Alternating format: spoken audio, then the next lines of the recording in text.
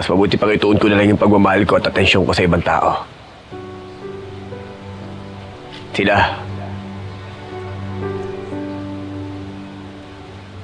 Napapansin yung kabutihan ko.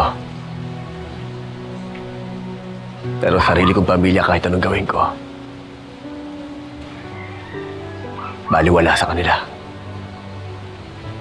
Kaya ngayon nagsusumikap ako. Gagawin ko ang lahat para yumaman. Para makatulong ako sa kapwa ko dito sa lugar natin. Total, sinusukan ako ng pamilya ko eh.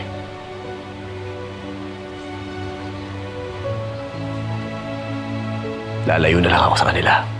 Tanggol, mabuti naman yung hangarin mo eh. Pero paano ka?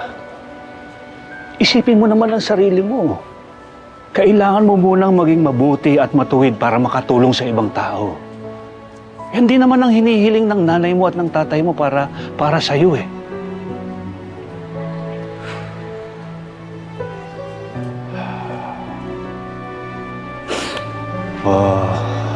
Ano ha?